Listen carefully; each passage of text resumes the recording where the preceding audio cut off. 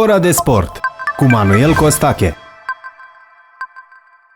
Bună ziua și bun venit la Ora de Sport. Astăzi vorbim despre gimnastică, având invitați reprezentanții clubului sportiv Vicovul de Sus, în speță domnișoara antrenor Ioana Costea, una dintre sportive. La pauză vom face o schimbare, dar o să fie foarte ușor pentru că pe ambele sportive le cheamă Izabela. În prima parte este Irimescu Izabela. Ioana, bun venit la Ora de Sport. Bună ziua și mulțumim pentru invitație.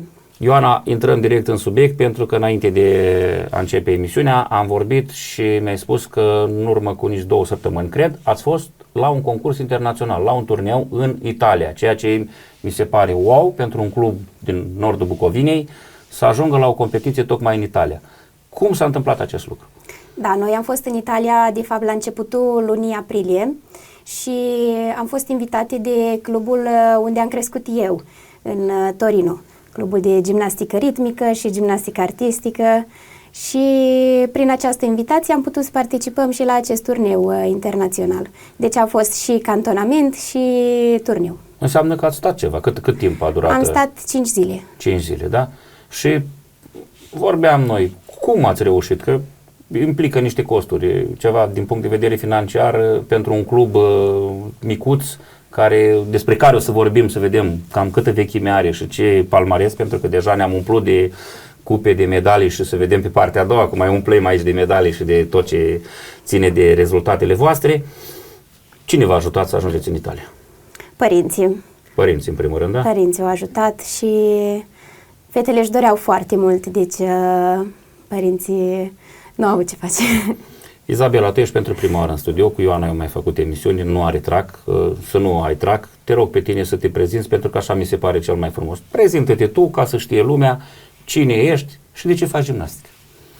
Am 12 ani, mă cheamă Irimescu Izabela și eu fac gimnastică pentru că de când eram mică doream să fac și în zona noastră nu se facea, dar doamna Ioana a început să facă și am venit la ea. Acum de cât timp faci gimnastică? Un an. Un an? Da. Doar de un an? Da.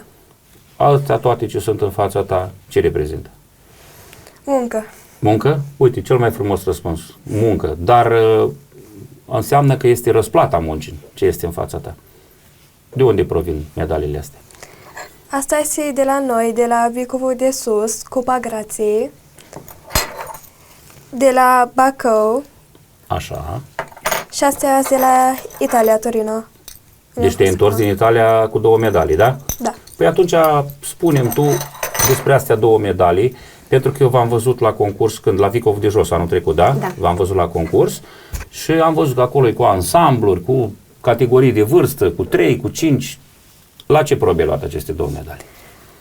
Cu pamblică și cercul. La individual sau cu echipa? Individual. Individual? Da. Deja ai trecut de proba de ansamblu. Ioana, trebuie să specificăm că tu te axezi foarte mult pe gimnastică ritmică. Nu vorbim de gimnastică artistică, vorbim de gimnastică ritmică, care anul trecut, cred că a obținut performanța aia de excepție cu vicecampioană mondială Amalia Lică, da? Exact, da. Deci la cât? La 17 ani este vicecampioană mondială de seniori. Da. Știi despre ea ceva? Amalia este o gimnastă foarte bună, îmi place de ea, e preferata mea de la România. Îmi place, ea este foarte talentată și flexibilă, face riscuri frumoase. Știi că vorbeam noi că la Jocurile Olimpice, dacă nu mă înșel, pe primele 3 locuri la individual compus au fost 2 italieni. Dar oricum știu că Italia în gimnastică ritmică este top, adică clar se bate la medalia de aur, că vorbim de campionat mondial, că vorbim de Jocuri Olimpice. Ioana, hai să dăm câteva detalii despre tine, că ai spus frumos, am mers la Torino, acolo unde am făcut eu gimnastică. Cine este Ioana Costea și de ce a făcut ea gimnastică în Italia? Da, eu am început gimnastica la vârsta de 8 ani în Torino și am făcut până la vârsta de 20 de ani, gimnastică ritmică de performanță. Am concurat la nivel național, am fost și la concursuri internaționale și acum ne-am întors cu fetițele acolo unde am crescut eu, unde a fost casa mea. Ești născută în Italia sau ai fost cu părinții plecate de mică, te-au luat în Italia? Sunt născută în România, am plecat în Italia la vârsta de 7 ani. Și ai ales să faci gimnastică? Da. Da?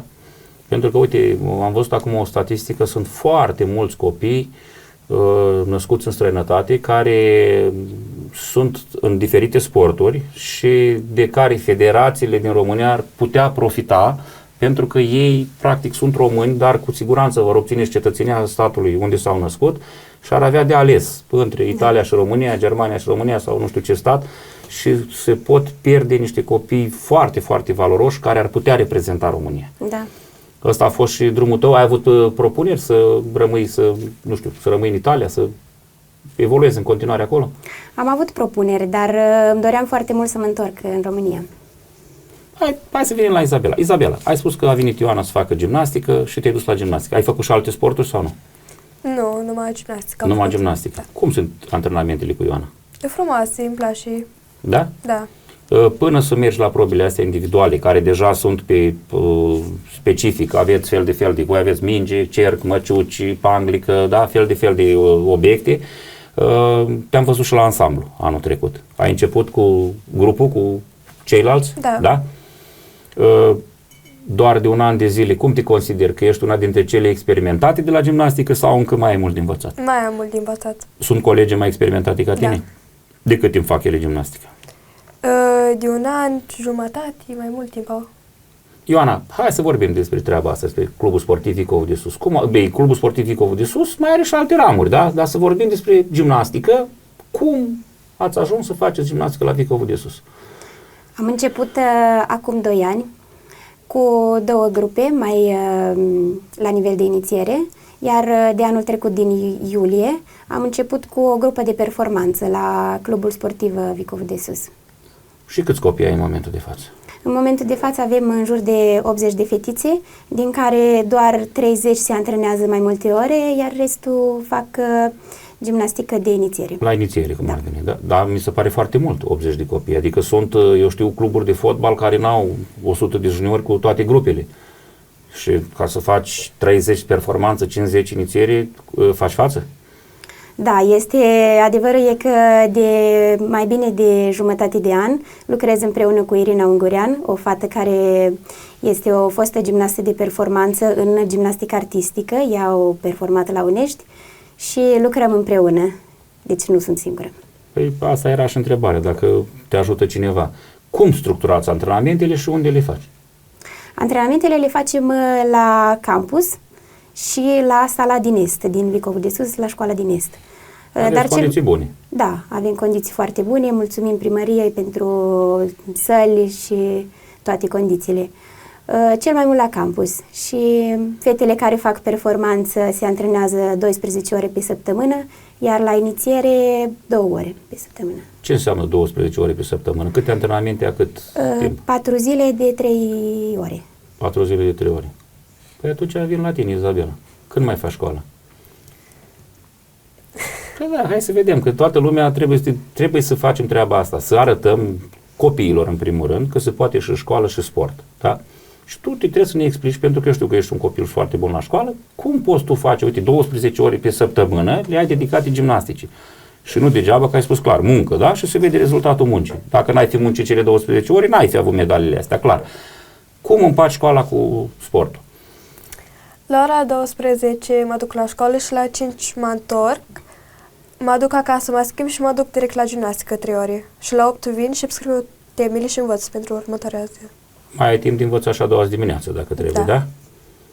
Și crezi tu că făcând sport, nu știu, te ajută la școală?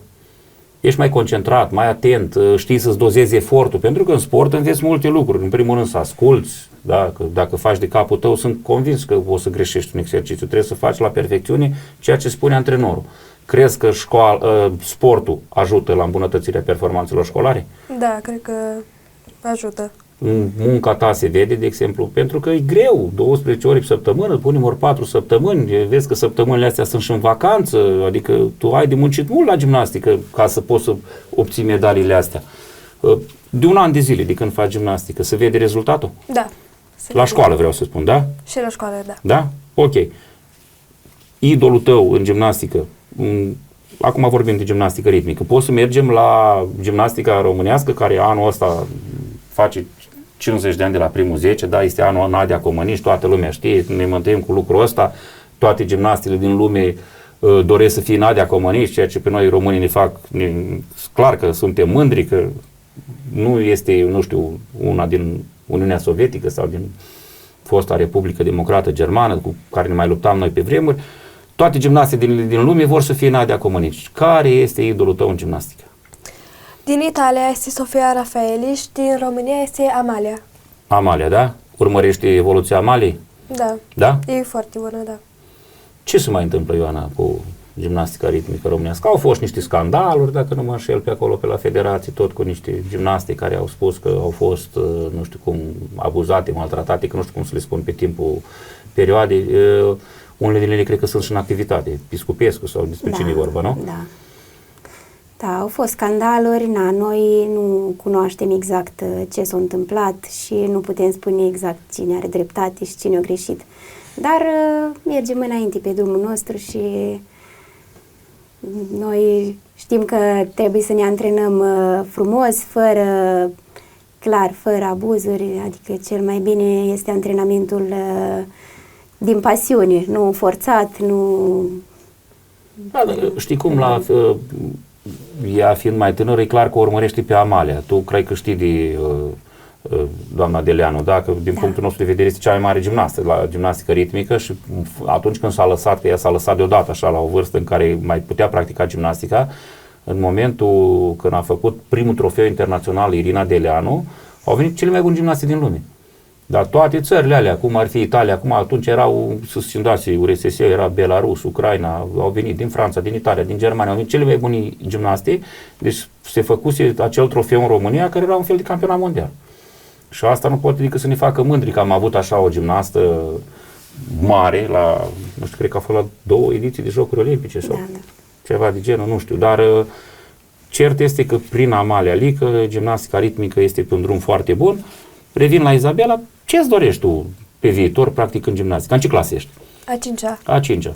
Mai ai ani mulți, încă junioară mică, ca să spunem așa. Ce îți dorești pe viitor? Dorești să faci sport de performanță? Dorești să faci sport atâta timp cât îți permite timpul?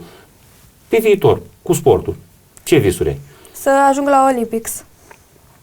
Deci nici nu e departe visul ăsta. În primul rând, nu știu unii centru olimpic la gimnastică ritmică. La București sau unde este? Că trebuie să aibă un centru olimpic. La ansamblu este la București, la individual nu este un centru. Deci gimnastele cele mai bune se antrenează la clubul lor. Așa. Deci acolo ai vrea să ajungi, da?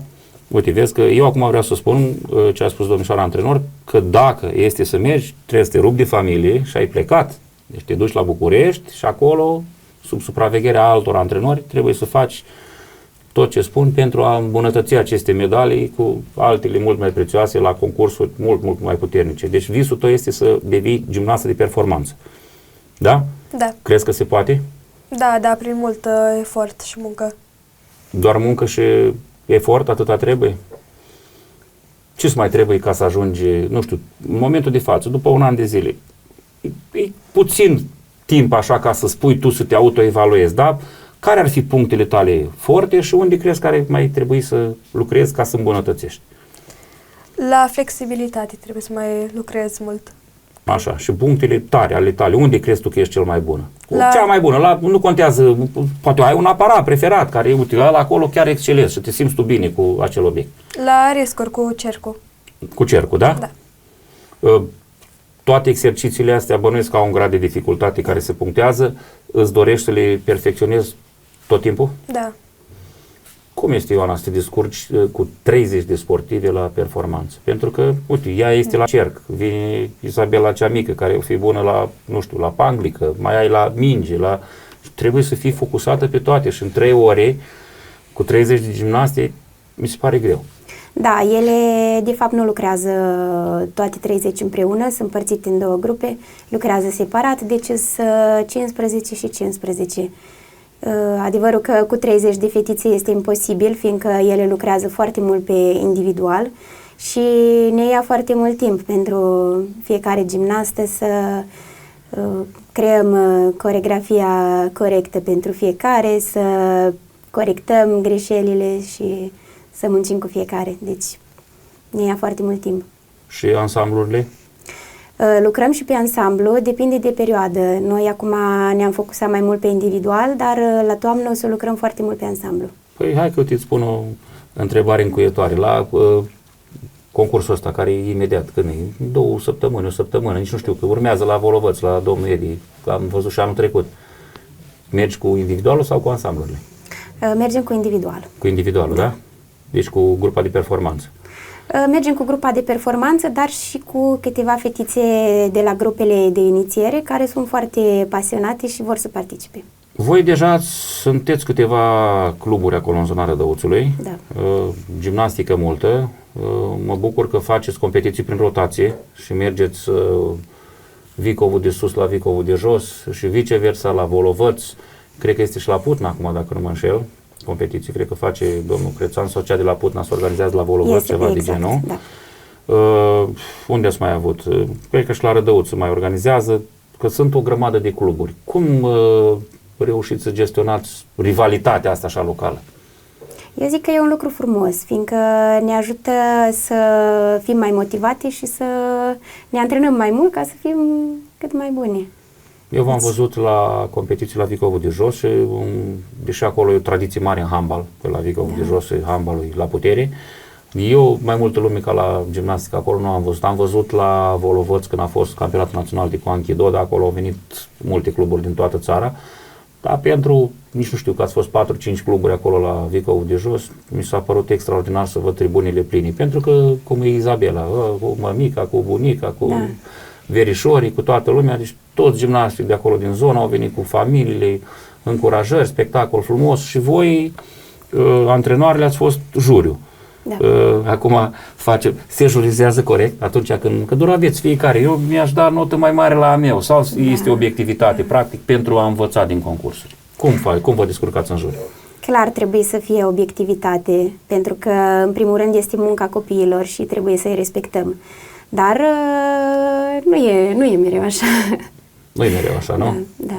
Fiecare vrea să-și promoveze gimnaștile. Da, asta e clar. Uite, vin la Izabela. Puțin ca să putem face așa o catalogare, dar, adică vreau să zic că de puțin timp, într-un an de zile, poate nu ai apucat să-ți faci o idee. După nu știu câți ani de gimnastică o să spui, da, în 2026 m-au furat 500 în Italia, în 2027 am avut la București iarăși 500. Ai simțit vreodată în timpul concursului că nota pe care ai luat-o este mai mică de cea pe care trebuia să o iei? Nu, pentru că câteodată nici eu nu am picioarele tinse sau vârfuri, dar o să repet elementele ca să-mi iasă perfect.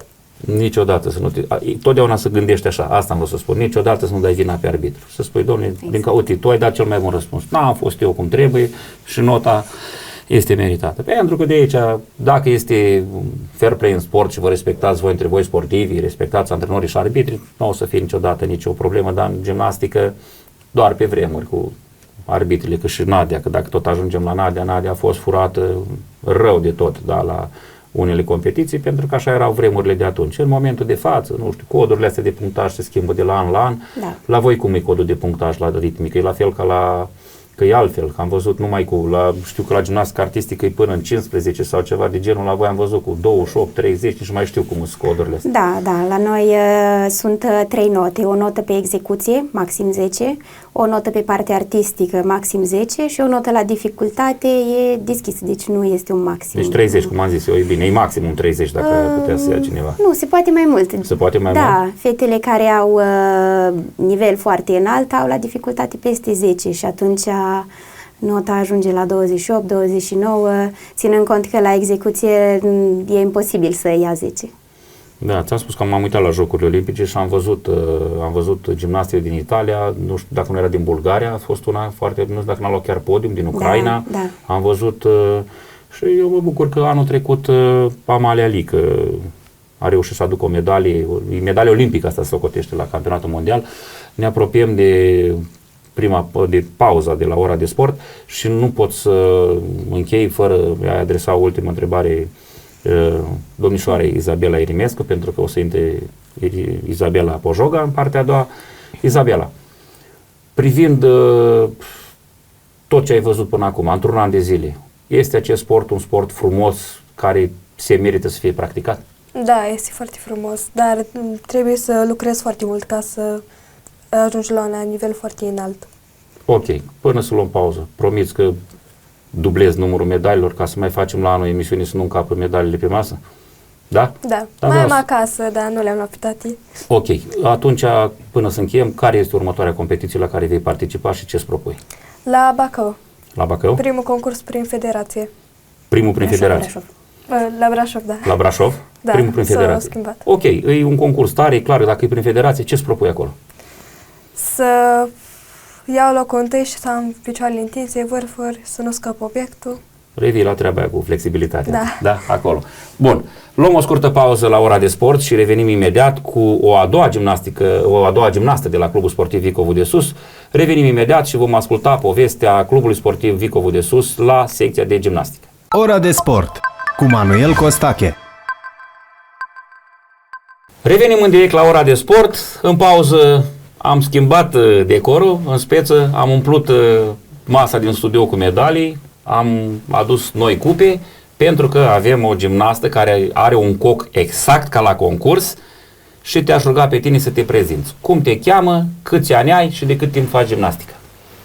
Mă cheamă Isabela Poroga Elena și am 7 ani și fac gimnastică de 1 an jumate. De 1 an jumate. Uite că eu m-am uitat deja pe aceste medalii și văd că ai deja de prin 2024. Înseamnă că tu ai fost medaliată încă de la început, așa este? Da. De ce ai ales să faci gimnastică? Puteai să mergi la handbal, la atletism, la not, la ce vrei tu, în afară de gimnastică. De ce te-ai dus la gimnastică? Pentru că e mai fain. E mai fain? Da. Da? Cocul ăsta frumos, cine ți l-a făcut? Mama. Mama? Așa te prezinți și la concurs? Da. Da? Da, eu v-am văzut pe voi la concurs și am văzut că aveți și niște costume foarte frumoase. Alea cine vi le face? Dar nu te uita la Ioana. Spune-mi, cine vă face acele costume sclipitoare, pline de mărgele, pline de cristale? De unde aveți voi costumele alea strălucitoare? De la doamnă. De la doamna? Doamna, uite, vezi că n-am vorbit în prima parte cu cealaltă Isabela, ele au într-adevăr niște costume care ți au și ochii, pentru că cred că ăsta e scopul, așa. Cum reușești să faci? Tot cu părinții sau aveți un sponsor sau aveți un creator special de aceste costume? De unde le procur costumele? Avem o croitoreasă din Ucraina care ne face costumele pe măsură și părinții le plătesc. Zi-ne câteva cuvinte despre Izabela până și intră ea în rit, pentru că ea e cu răspunsurile deocamdată scurt și la obiect. Dar intrăm noi îndată la probele tale preferate și acolo o să vorbești tu mai mult. De ce a ales ea să facă gimnastica? A spus că de 1 an jumate, e clar că e la grupa de avansați. Da. Izabela este printre primele fetițe care au început gimnastică, avea 5 ani când a început și deja din primele zile era foarte, foarte talentată și învăța foarte repede, pe lângă faptul că muncește și îi place foarte tare gimnastica și ea își dorea mereu să facă mai multe zile. Și pentru copiii ca Izabela am vrut să începem performanță. Copiii ăștia care nu se mai săturau de gimnastică. Ok, Izabela, care e proba ta preferată? Cu mingea. Cu mingea? Da.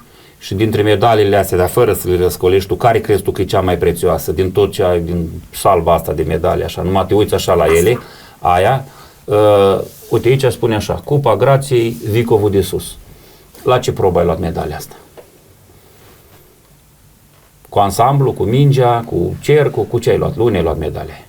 Că e la Vicovu de Sus, spune că. Înseamnă că ați organizat antrenoarea ta. Hai, că tu ai. Fără obiect. La ce? La fără obiect. La fără obiect? Ok. Bun. Acum, trecem pe partea cealaltă. Câți ani ai spus că ai? 7 ani? Da. În ce clasă ești? 0. Clasa 0. Tu când mergi acasă, mai faci extra față de ceea ce faci la sală? Adică te mai învârți, mai arunci o minge prin casă, o panglică, mai spargi un bibelou, mai ciocnești o vitrină, se mai întâmplă chestii de astea acasă? Da. Da? Și părinții ce spun? Nimic. Nimic? Te susțin? Da. Cine vine cu tine la concursuri? Mama.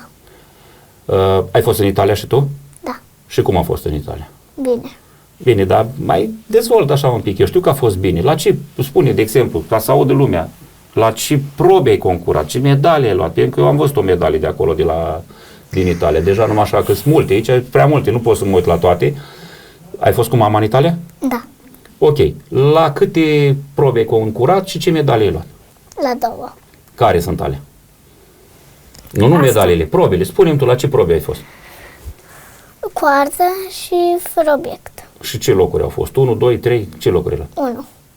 O, amândoi la locul 1? Da. Vai de capul meu. Păi tu la 7 ani, tu în 2 ani nu mai ești la Vico. Gata, ești direct la București. Păi cum te-ai dus în Italia și vii cu 2 locuri, 1, unde s-a mai auzit așa ceva? Ai mai auzit așa ceva? Copii de ăștia care pleacă și iau de la primul concurs? Nu? Ok, m-am gândit eu că n-ai auzit. Ioana, acum hai să vedem, că au vorbit și, uite, și cealaltă Izabela a venit cu 2 medalii. Cum s-au descurcat fetele în Italia? Că n-am vorbit. Adică acum hai să vorbim de toate. Practic câte au fost? 15, 20, câte au fost? 17. 17, ok. Și cum s-au descurcat? S-au descurcat foarte bine, clar, au avut foarte mari emoții, fiind primul concurs oficial, să zicem așa, în sensul că aici în România până acum au făcut doar concursuri pentru amatori, iar acolo au primit pentru prima oară note reale din codul de punctaj. Din codul de punctaj Da. a fost, da? Izabela, tu ai vreo gimnastă preferată de care îți place? Da. Cine? Amalia. Tot Amalia? Da. Te-ai întâlnit vreodată cu ea? Nu. Nu? Dar sper să o întâlnești tu anul ăsta, dacă mergeți la concursuri organizate de federație, nu se știe, s-ar putea să dai ochii în ochi cu ea. Ce zici, ai vrea să te întâlnești cu ea? Da. Ok, și dacă te-ai întâlnit cu Amalia, ce îi spune tu lui Amalia? Nu știu. Nu știu, ai vrea ceva, un autograf de la ea, ai vrea să faci o fotografie cu ea, ce ți-ai dorit tu în momentul când te întâlnești față în față cu Amalia Lică? Un autograf. Un autograf? Da, peste vreo 10 ani așa, nu crezi că o să fie coadă de autografe și la tine? Ba da. Ba da, nu? Dar îți dorești să ajungi sus de tot? Da. Da? Care e obiectul preferat? Mingea. Mingea? Și acasă faci exerciții cu mingea? Da. Da? N-ai spart nimic? Nu. Sigur? Sigur. Crezi că te vede mama și după aia o să spună acasă că ai mințit. Sigur n-ai spart nimic cu mingea? Sigur. Și înseamnă că faci la perfecție, da? Uite, să o lăsăm pe domnișoara antrenor să spună care sunt obiectele la care excelează ea și ce mai are de îmbunătățit. Izabela este o fetiță foarte flexibilă, în primul rând, are un corp perfect pentru gimnastică, dar în același timp este și foarte coordonată și asta o ajută cu obiectele să învețe foarte repede elementele. Ea se descurcă cam cu toate obiectele pe care îi le dau în mână, dar mai recent a trebuit să lucreze cu coarda, fiind cumva obiectul cu care se lucrează la vârsta ei. Și ei îi place foarte tare cu mingea, deci lucrează cu mingea, deși nu este obiectul pentru vârsta ei. Știi că, uite, eu urmăresc cam ce se întâmplă în sport, doar știi și tu și știu și iubitorii de sport și mă uitam la... am văzut multe interviuri din zona asta și din gimnastică ritmică și era problema la antrenamente că trebuie să fie sala de o anumită înălțime, că atunci când aruncă panglica sau mingea, erau săli care nu aveau înălțime respectivă, Da. la concurs era altă înălțime. Îți permite sala de la Vicov să faci ceea ce trebuie pentru ei? Da, sala noastră are o înălțime de 8 metri, ceea ce este minimul pentru o sală de gimnastică ritmică pentru a face performanță. Deci, da, ne permite. Clar, fetele încep deja să atingă limita aia, deci fetele mai mari, cum Izabela Irimescu și alte fetițe mai mari, încep să atingă tavanul sau să mai blocheze panglici pe acolo, pe sus, prin bârni, dar se descurcă. 8 metri de înălțime este suficient pentru un nivel bun. Izabela, tu arunci obiectele sus tare? Da. Da, uite, mâinile tale sunt cam micuțe așa, cum reușești să le prinzi când coboară? Că dacă tu arunci la 5 metri, să zicem, mi-a vine, știi tu, cu forța gravitației, capătă și viteză și greutate, cum reușești să prinzi și panglica și mingea? Nu le scapi? Nu. Dar cum reușești să le prinzi? Te dai cu lipici pe mâini? Nu. Nu? Păi, dar la handbal se dau cu lipici pe mâini. Nu știai că la handbal se dau cu lipici? Ca să nu scape mingea, dau cu lipici. Cum reușești tu să prinzi mingea dacă nu dai cu lipici pe mâini? Cum reușești? Păi m-am antrenat. Asta vreau să... Te-ai antrenat, nu? Deci ce înseamnă gimnastica asta, practic? Mult antrenament, da? Da. Și cât antrenament faci tu? 3 ore pe zi. pe zi. Câte zile pe săptămână? În care zile mergi tu la antrenament? Uite, Ioana a spus că vă împărțește, că nu poate să lucreze cu toate odată. Când mergi tu? Luni, miercuri, vineri? Când mergi tu la antrenament? Hai, povestește să știm și noi. Luni, Da. marți, vineri și sâmbătă. Câte 3 ore, da? Da. Și când mergi? Dimineața sau seara? De dimineață. De dimineață? Aproape. Aproape. Și uite, te întreb ca și pe colega ta, ca pe Izabela. Nu este greu să faci și sport și școală? Nu. Nu? Nu. Temele când să le faci? Cum vine de la școală? Când vii de la școală? Da. Ok, dar tu școala faci tot așa de la 12, cum face Izabela, sau ai alt program la școală? Alt. Care e programul tău la școală? De la 8 până la 12. De la 8 până la 12, da? Deci tu ești cu aia mici care fac dimineața, da? Da. Deci tu, practic, cred că e împărțit după ore, nu? Cu antrenamentele. Că sunt care au ore după amiază, sunt care au ore dimineața, nu? Nu, ea de fapt e în grupă cu Izabela Irimescu, deci de Da. la 5 la 8 are program. A, mai păcălit. Hai să faci antrenament dimineața. Vai, mai păcălit. Nu credeam că poți să mă păcălești.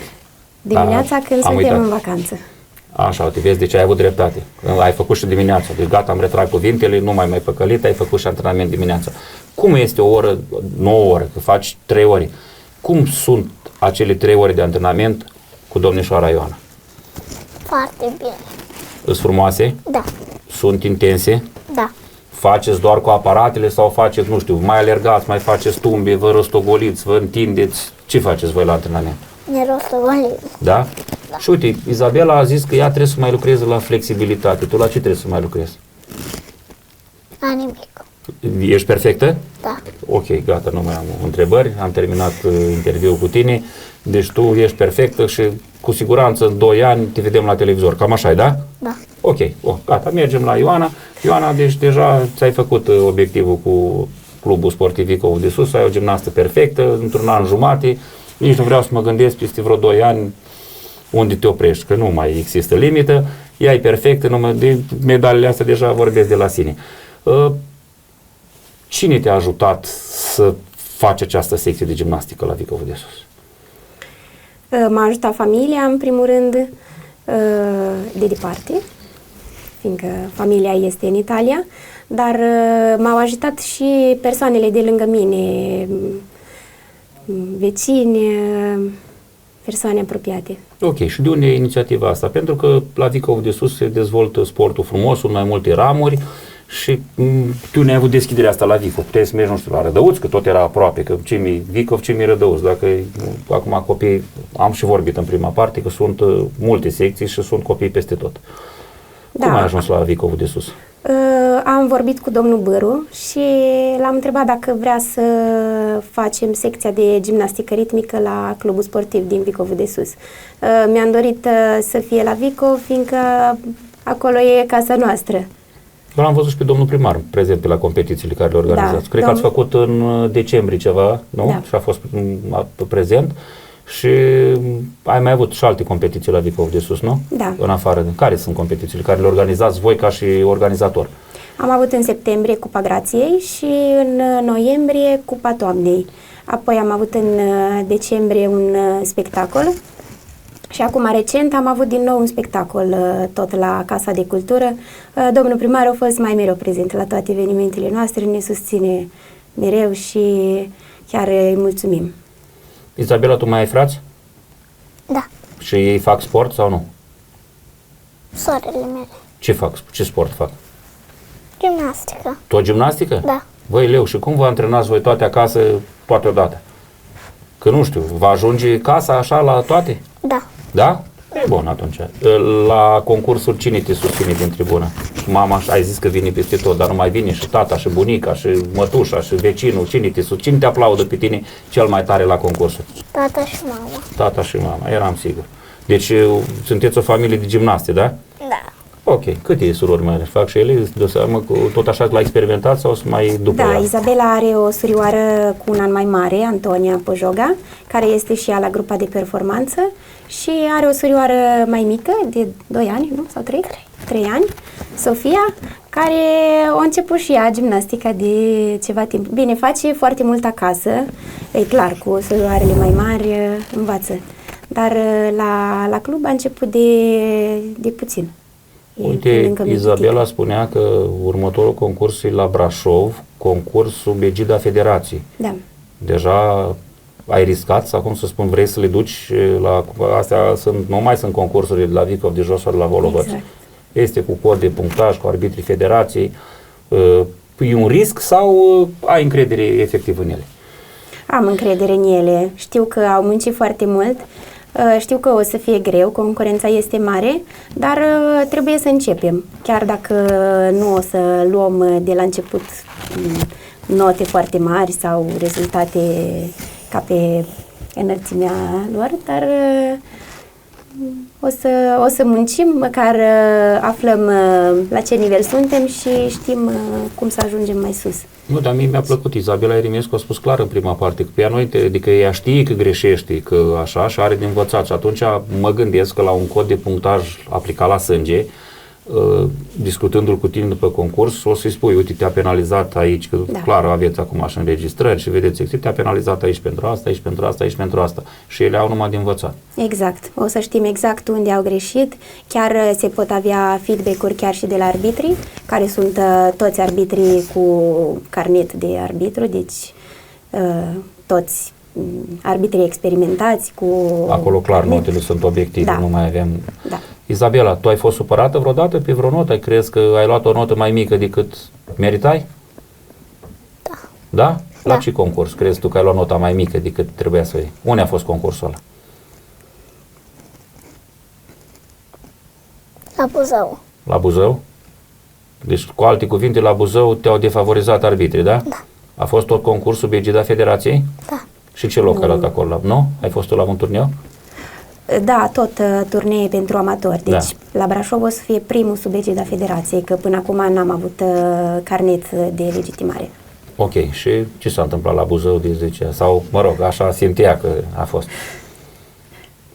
Ce s-a întâmplat? Ce s-a întâmplat la Buzău? Ai scăpat mingea, ai scăpat cercul, ce s-a întâmplat? Mingea. Ai scăpat mingea? Da. Eu ți-am spus să dai cu lipici pe mâini. Dacă dădeai cu lipici pe mâini, nu mai scăpai mingea. Ai văzut? Să mergi aveți acolo handbal la fete, la Ionut, să vezi cum dau fetele cu lipici pe mâini. Ai văzut fetele cum dau cu lipici pe mâini? Păi ia să mergi la un antrenament la domnul Ionuț la handbal să vezi cum dau fetele cu lipici. Dar la voi nu-i voie, să nu ascult ce spun eu, că te învăț o prostie. La gimnastică nu-i voie.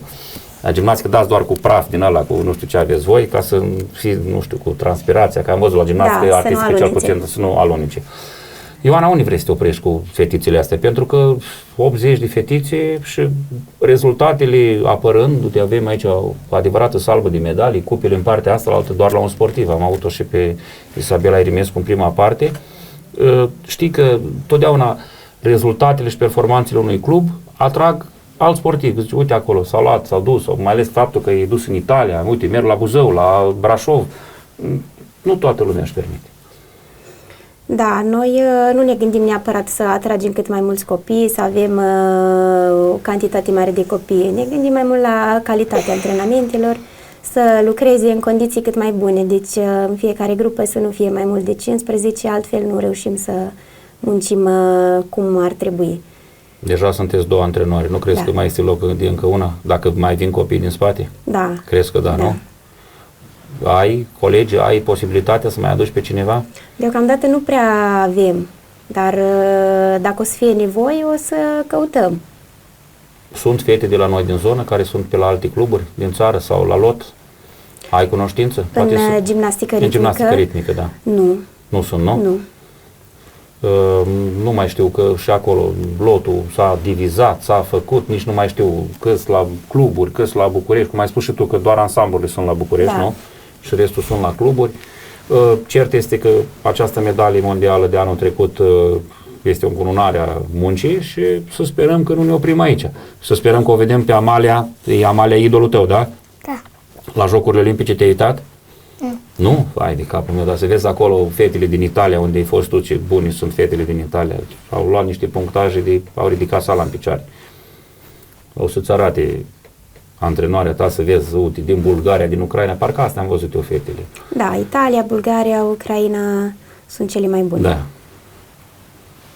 Mergi la București? Da. Și ce faci cu surorile tale? N-a bine la gimnastică. Da, dar dacă tu pleci la București, ele rămân acasă. Nu o să-ți fie greu fără ele la București? Fără mama, fără tata, cum te duci tu la București la lot și ele rămân la Vicov? Ce am făcut? Nu o să fie greu? Nu. Nu. Ok. Bun, am ajuns aproape de final. Eu mai am o întrebare pentru tine. Crezi că sportul ăsta face bine? Și dacă tu crezi că sportul face bine, te rog să te uiți acolo în camera aia de acolo, că e camera ta, și să spui copiilor să vină să facă sport. Indiferent de ce sport, că pot să facă și gimnastică, și not, și atletism, și lupte, și ce vor ei să facă, și șah, că tot sport este. Crezi că sportul este un lucru bun? Da. Atunci te rog să chem tu copiii la sport. Te uiți acolo și spui, dragi copii, vă rog să veniți să faceți sport. Hai! Dragi copii, vă rog să veniți face sport. Bravo! Bun! Ioana, nu știu, poate sunt subiecte pe care nu le-am atins. Până să-ți ofer ultimul cuvânt, te rog să-mi spui calendarul competițional pe 2026, pentru că deja am vreo 3 concursuri le-am spus. Care sunt deja cele bifate la care știi sigur că participi? O să mergem la sfârșitul lunii la Bacău cu o parte din fete, la Volovăț și la Brașov cu o altă parte din fete, în iunie. Da, eu sunt convins că aveți la Vicov de jos o să aveți, mai faci tu pe la Vicov de sus ceva, deci mai băgăm încă 2 cel puțin la ceea ce ai, că sunt sigur că se fac astea. Da, nu știu Alexandra când va organiza cu zilele ea la sportului Vicov de elit, jos. când face Sandu, atunci cred că o să fie. Și la noi la Vicov de sus va fi la începutul lui august. Ok. Dintre toate concursurile, uite, ultima întrebare pentru tine. Dintre toate concursurile care urmează anul ăsta, la care ai vrea tu să fii cea mai bună, să iei locul întâi? La București. La București, da? Da. Nu e în agenda, dar mergi Brașov. La Brașov. Inițial trebuia să fie București, deci cumva are dreptate. Trebuia să fie București, dar s-a schimbat locația. Și crezi că e locul întâi? Da. Ok, eu îți doresc succes. Uite că am ajuns la finalul emisiunii. Uite, ai tu un cuvânt de încheiere. Vrei să mulțumești cuiva, să mulțumești lui domnișoara antrenor, să mulțumești la părinți, poți să spui 2 cuvinte la final, ce vrei tu? Vrei să spui ceva sau crezi că ai terminat-o? Tu ai terminat. Oricum ești perfect, am înțeles, clar, te duci la București, o să te vedem la televizor. În câți ani te vedem la televizor? În 2 zile. În 2 zile, cam repede. Da, ok, eu zic în 2 ani, dar hai, dacă e 2 zile, nu știu dacă așa de repede. În 2 zile ne vedem aici la televizor. Da. Ioana, am ajuns la final, a fost o scumpete, n-am ce să zic, că copii, e ca și la copii, sunt lucruri trăsnite, adică trebuie să mergem pe urma lor, dar aceste medalii arată că este un sportiv extraordinar, avem și cupele aici, n-ai mai scos din ghiozdan diplomele, vezi că le-ai lăsat în ghiozdan acolo și nu le-am mai scos, dar eu promit că la emisiunea următoare scotem și umplem și masa de diplome, e bine așa? Da. Ok, Ioana, am ajuns la final, cuvânt de încheiere, te rog. Mulțumim pentru invitație, mulțumim Clubului Sportiv CS Vicov de Sus pentru sprijin și a Primăriei Vicov de Sus. Eu vă mulțumesc pentru prezența la emisiune, vă doresc succes, să câștigi concursul de la Brașov, să mai pui niște medalii frumoase aici, să te vedem la televizor și în 2 zile, și peste 2 ani, și peste 20 de ani, dacă se poate. Ioana, felicitări pentru ceea ce faci la Vicov, succes cu micuțele tale gimnaste în toate competițiile. Aceasta a fost ora de sport de astăzi, o zi minunată să aveți, la revedere! Ora de sport cu Manuel Costache.